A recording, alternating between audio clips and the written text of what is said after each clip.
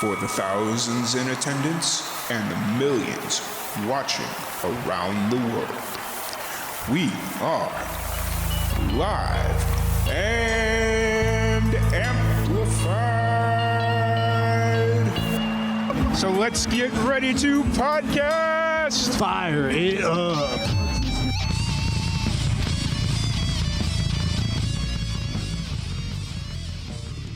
Welcome, everybody, to another live and amplified livecast. I'm your host, Tom Quad, and we are back at it again with another amazing podcast.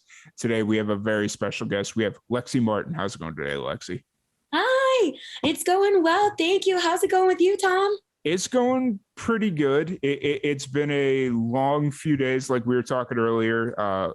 Work sent us home, but, you know, it makes the podcasting a little bit easier because I don't have to, make sure I'm home by a certain time because I'm already home. So it's just a matter of turning off my work pager, not pager, but what is this, the 1980s? But like all my work apps and stuff like that, so they don't blow up my phone and whatnot. But, you know, it's going pretty good. I'm just enjoying life out here in Central Texas. So, but first off, I want to thank you so much for taking time to sit down and chat with me for a little bit. I'm really excited to learn more about you, what you got going on. I know you released some music back at the end of the year, last year. Yep, last year. So weird to have to say that now because it still feels like it's 2021. But so I'm excited to talk about that. I'm excited to talk about the new project you're working on or new music video. And you know, just all that fun stuff. So first off, before we kind of get into all that, let's talk about what your background is. Can you kind of introduce yourself to the people that are just getting to know you or meeting you for the first time? Think like comic book origin story number 1. Okay, my comic book origin story. Okay. I stand at a very intimidating 4 foot 10 inches. I am from Long Island, from Suffolk County. And there's that accent. Yes. I love pizza, bagels. I walk and talk, and I don't really drink coffee, but whatever. I have 2 wonderful parents who are a lawyer and a doctor. So naturally, when I decided I wanted to be an entertainer, they were thrilled. And then I went to college for musical theater because when I tried to pursue music, I got a lot of pushback. Being a plus size woman, a bunch of men told me that essentially my physique wouldn't fit well into pop music, but there's always theater. So I went and I did theater so I could be the funny girl and still sing that way. And then once I graduated college, I was like, you know what? Music is my passion. Let's just go to LA, see how it goes. Because at that point, we already had Meghan Trainor and Lizzo. And I was like, big girls are on the rise. Like, this is my time. So that's what put me here. Awesome. Where'd you go to college at? I went to American University in Washington, D.C. Okay, awesome. And after school, that's when you ended up moving out to Los Angeles? Yep. Yes, I stayed in DC for about half a year. And then, oh no, maybe it was more like a year and a half. I graduated in 2016 and then I moved out in February 2018. Oh my gosh, yeah, so it was like a year and a half, never mind. And then what is time? What is time? And then I moved out here. Oh, I had a same realization when I found out I've been living in Texas for 2 years. I was like, wait a minute, it feels like I've only been here like 6 months or something. But yeah, I had that same realization. So as far as like introduction to music, who was the first person to introduce you to music, or who originally introduced you to music?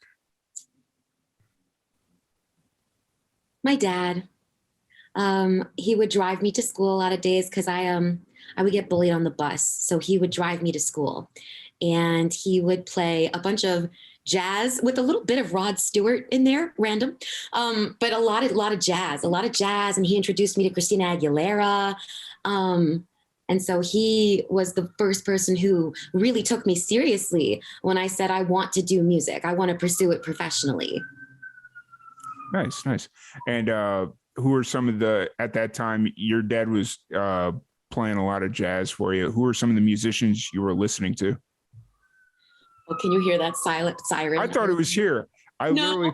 literally thought it was next to a freeway. Like I am at the entrance to a freeway. There's so much drama that happens.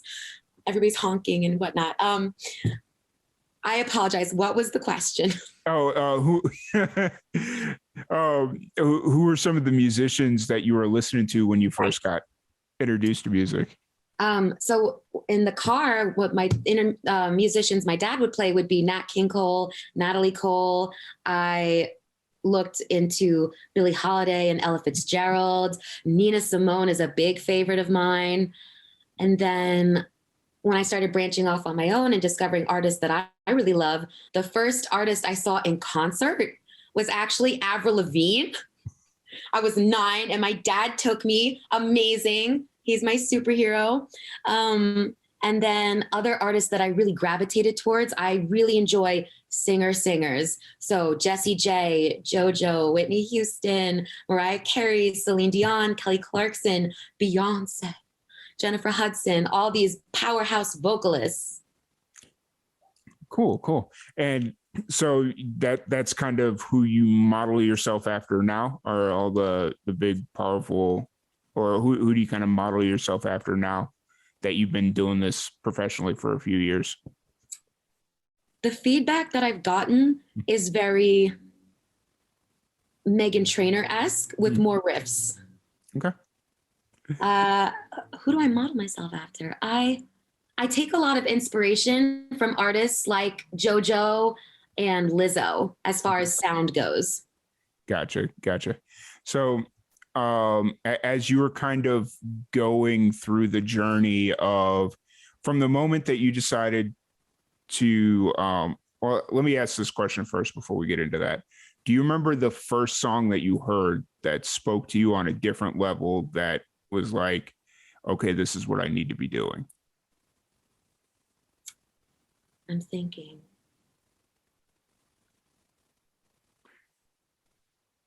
It's kind of sad, but the first song I like really had a strong emotional connection with was off Christina Aguilera's Back to Basics album, arguably one of the greatest albums of all time. And it was Hurt.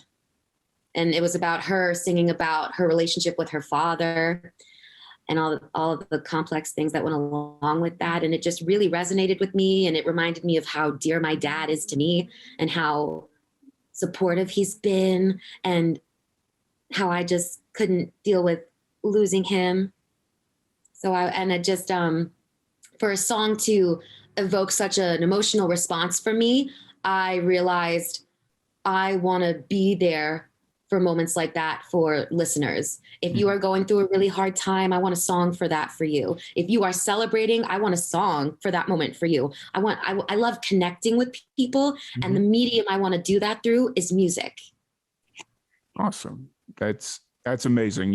And I think that's the one thing that people enjoy about music, is the ability to connect and resonate with different songs or different parts of songs and kind of attach it to different parts of their lives or different moments in their lives. So that's really cool. So when, at what point did you kind of start taking music a little bit or more seriously, as like you knew you wanted to make it your profession? Was it before college? Was it during college? After college? Way before. I was 12 years old and I made a demo. Okay. It was as like a bat mitzvah present. My parents took me into the studio and they let me record some cover songs. I did a Celine Dion song, a song from Wicked, some Natalie Cole, and Celine Dion and Kelly Clarkson.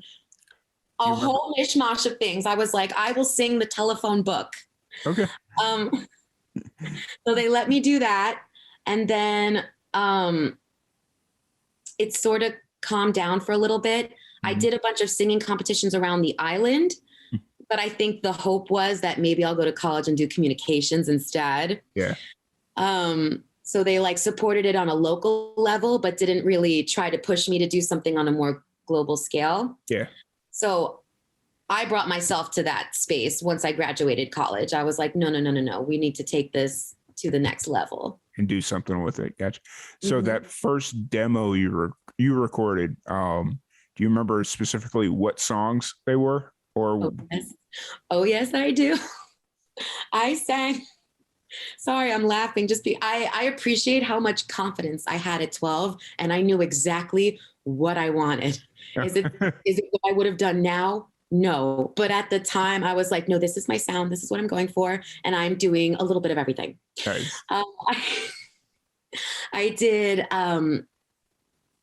Oh, you'll have to excuse my voice. It's a little gravelly because I caught sinusitis. So for about a week, it's been hard to speak and especially to sing. Mm-hmm. But I did from Celine Dion. I did These Are the Special Times, and then from Wicked, I did Defying Gravity, like the top song. Yeah. And then from Kelly Clarkson, I did something off her Breakaway album, a song that didn't make it as a single. It was called Gone.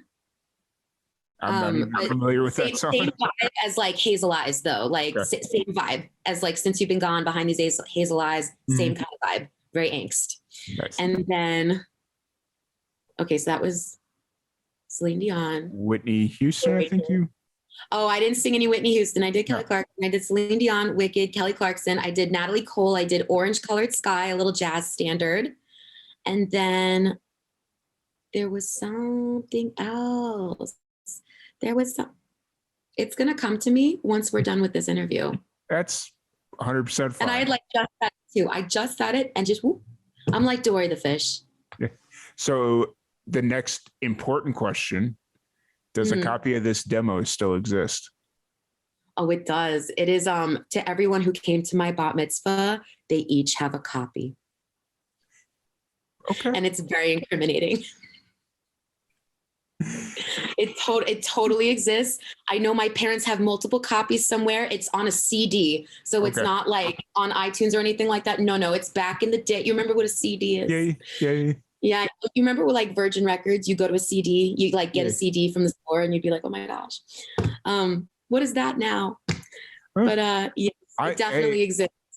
I'm excited that vinyl's making a comeback. Like I'm all about the vinyl right now. That is my thing.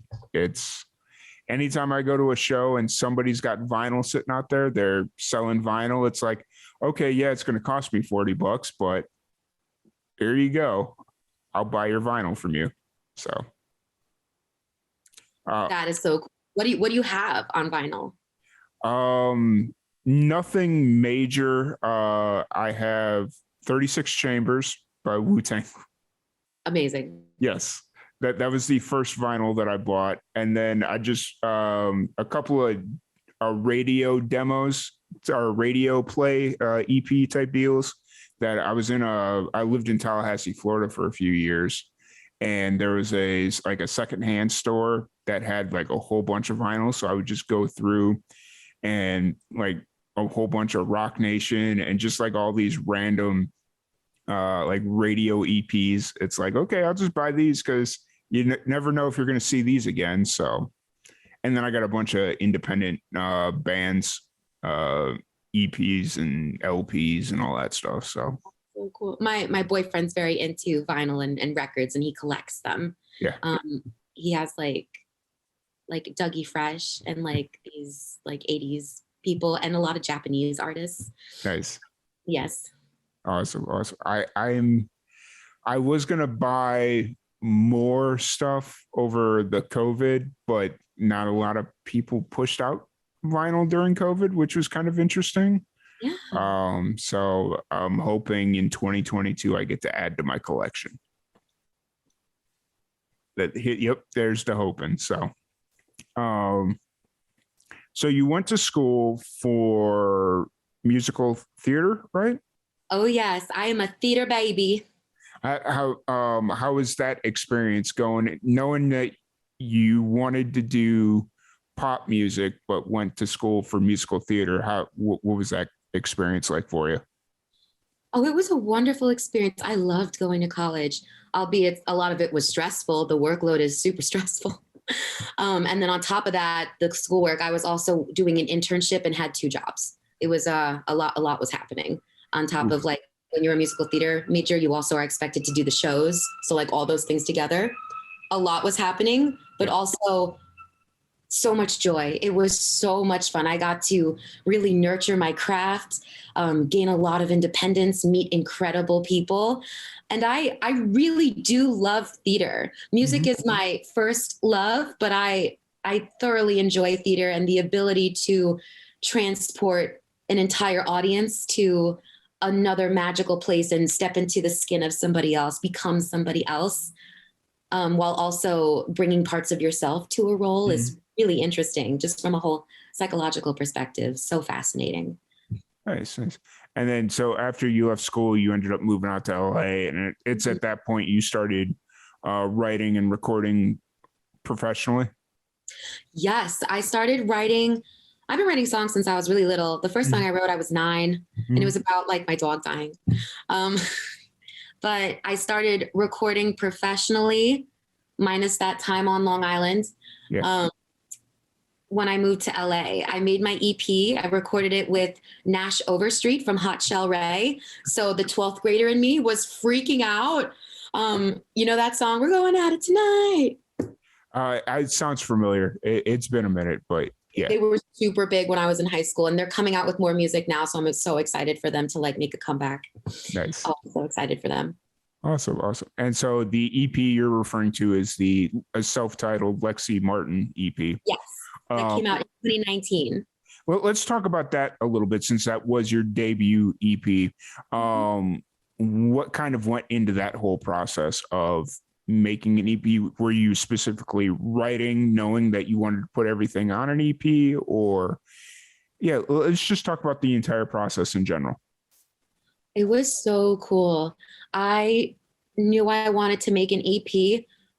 Looking back on it, I think I should have released each song as a single Mhm. just because I think that's where the industry is going now. Mhm. But I knew I wanted to have at least 5 songs that demonstrated a bunch of versatility and what I could do as an artist. And I had a lot of things I wanted to express, and I needed multiple songs to do that. It was super, super fun. I got to work with 3 amazing co writers. I had a fabulous producer, and it was a wonderful learning and networking experience. And I really grew from it. Nice. And what kind of, just to kind of point into some more things that I wanted to talk about, what went into the song selection process for that EP? Um, Understanding the what my brand is as an artist, like what is the message? What is my main message that I want people to take away when they hear this EP? And what I really wanted were songs that were uplifting and uh, a lot of self-empowerment. Mhm. That's the real message. I Yeah. want you to believe in yourself. When you hear my music, if you're in a moment of doubt, or just feeling really low about yourself, I am rooting for you. I want you to feel the best you can be. I believe in you. So that's what those songs are for. Awesome. Awesome. And so then just kind of fast forwarding to your most recent release, which was back in October. Yeah, October, Yeah, Superpower. What's kind of the story behind that song specifically? I'm so glad you asked. Okay. So in 20, either 16 or 17, I was chilling with my friend who I had gone to college with. And she is someone who, like myself, was struggling with their mental health and encountered mental health illness.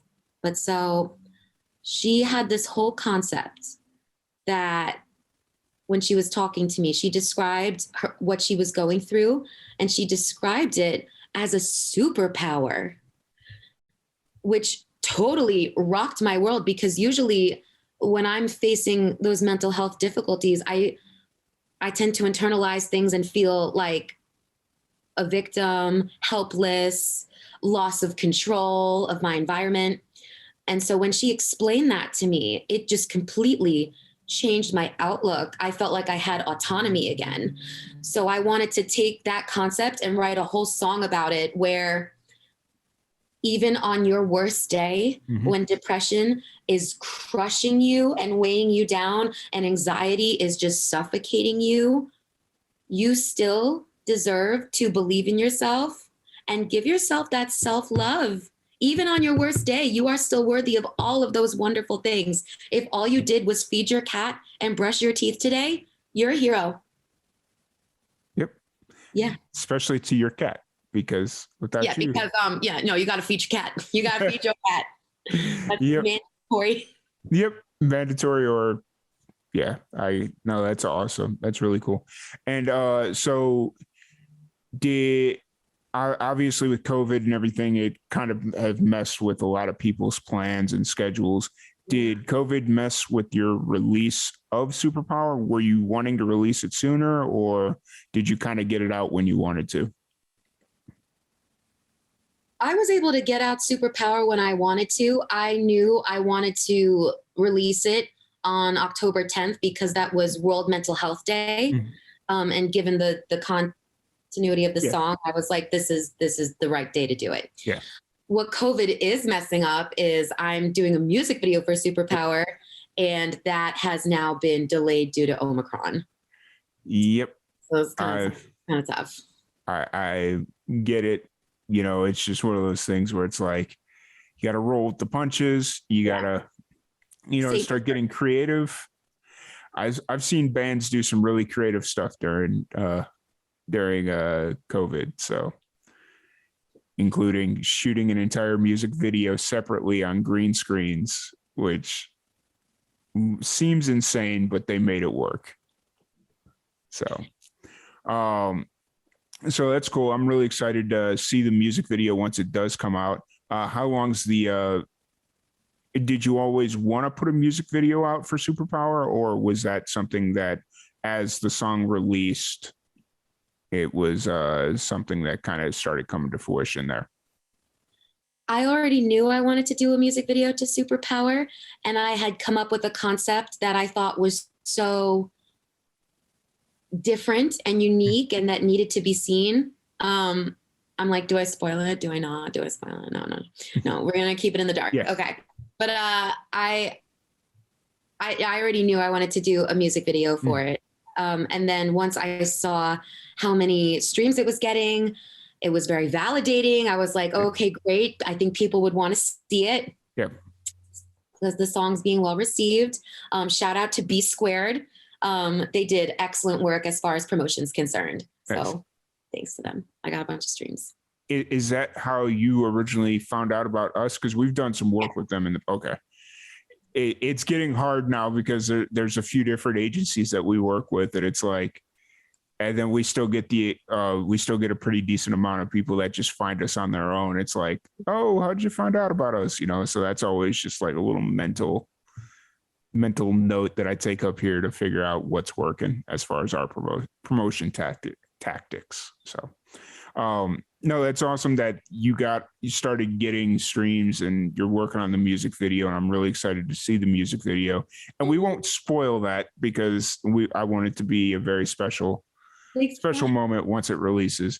But as far as writing and new music, where are you kind of at creatively right now? I know you're focused very heavily on the music video, but as far as writing goes, where are you at creatively? As far as writing goes, I still write, even though I'm not making the financial investment just yet to go back into the studio because I'm putting so much into this music video. I'm still writing and getting prepared for once the music video is over. I want to do more music. There's always more to do. There's always more to say. There's always a new message happening. So definitely there's going to be more stuff happening. Awesome. I'm really excited to see more from you and can't wait to see what you got kind of racking your brain, Thank you. Yep. So just to kind of step away from music and just kind of talking about you a little bit, when it becomes time where Lexie needs her alone time to step away from everything to decompress, what are some of your hobbies? What do you do to get away from everything? All that stuff. I love to read. Okay. I love to read and I love to watch anime. That is the best. I light my candles. I have my cup of tea. I'm either going to read or turn on some Sailor Moon and just take that time for me. Because otherwise, usually my greatest creative outlet is just writing. Mm-hmm. Mm-hmm. What, since I can't really connect on the anime portion of that answer, because I tried to watch the Netflix remake of Cowboy Bebop, right? I didn't know that was a thing. I thought you were going to say She-Ra. What's that? Netflix did a reboot of an old TV show called She-Ra. Okay. No, I didn't. No, Okay. but no, maybe it wasn't Netflix, but somebody did a remake or a live action of Cowboy Bebop, and I tried to watch it. And everybody's like, no, that's not accurate. You can't watch that. And I'm like, I don't really care. Oh, I just want to watch it. And then I just kind of stopped after the first episode. So, it's like, you guys ruined it for me. Now I'm just not going to watch it. Thanks. oh no, if you enjoy it, live your best life. No, I am currently fully immersed in 1883. Like, that is my show. Okay. That is, it's the origin story to Yellowstone. Oh. Yeah. Okay, that's really cool. Yeah. So that's my show right now. I'm all about it. They're only like 4 or 5 episodes in. So. Okay. No, that's awesome. So, what kind of books do you like to read? What do you, when you sit down to read? What is it? Fiction, nonfiction, biographies? Right now I'm currently reading. Let me see if I can go get it. I'll be right back. All right, not a problem.